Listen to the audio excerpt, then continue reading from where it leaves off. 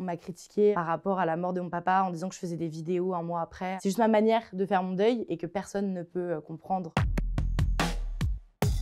Hello à tous, je m'appelle Lou Pernaut, je suis créatrice de contenu sur les réseaux sociaux et j'essaie de faire un contenu engagé contre le cyberharcèlement. J'ai depuis tout petit été confrontée du coup au cyberharcèlement de par mes parents. Ça a surtout commencé quand je me suis lancée sur les réseaux sociaux, donc début 2020 à peu près. Encore plus depuis le décès de mon papa. Il y a tous les gens jaloux qui se sont dit qu'il fallait qu'on agresse la fille, donc je prends cher depuis très longtemps maintenant. Peu importe ce que je fais, dans tous les cas, mon comportement, mon physique sera toujours critiqué. Beaucoup de grossophobie, tout ça, body shaming. Et c'est vrai que dès qu'un membre de ma famille fait quelque chose, c'est repris. Très souvent en négatif aussi, alors qu'ils n'ont pas forcément les coulisses de tous nos sentiments, on va dire. On m'a critiqué par rapport à la mort de mon papa en disant que je faisais des vidéos un mois après. C'est juste ma manière de faire mon deuil et que personne ne peut comprendre ma manière de le faire. Beaucoup de gens se sont permis de critiquer ça, surtout pendant longtemps, et ça fait très mal. C'est vrai que depuis que je suis petite, mes parents m'ont toujours mis comme une genre de barrière contre les agressions extérieures. C'est-à-dire que je sais que ces gens-là, c'est des gens jaloux, c'est des gens qu'il faut pas calculer, etc.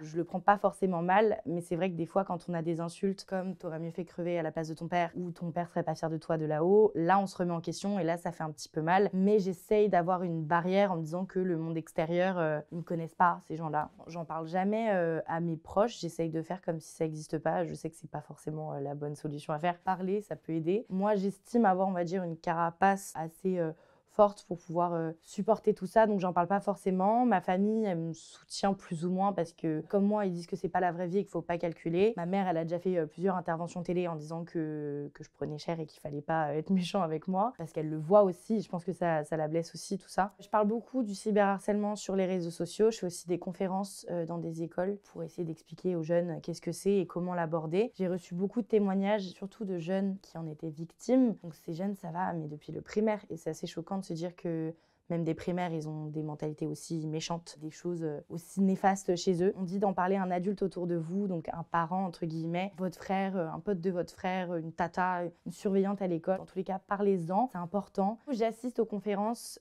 qui sont tenues par des conférenciers avec l'association e-enfance, et du coup, j'assiste, j'épaule, j'aide, je raconte mon expérience du coup à des jeunes qui se sentent tout de suite un petit peu compris. Si jamais vous êtes victime du cyberharcèlement, il faut appeler le 3018. C'est aussi une application que vous pouvez mettre sur votre téléphone. Vous pouvez soit chatter avec des psychologues, avec des juristes qui pourront entendre votre histoire et surtout vous faire conseiller, vous faire aiguiller dans les démarches pour lutter contre votre cyberharcèlement. Donc le 3018.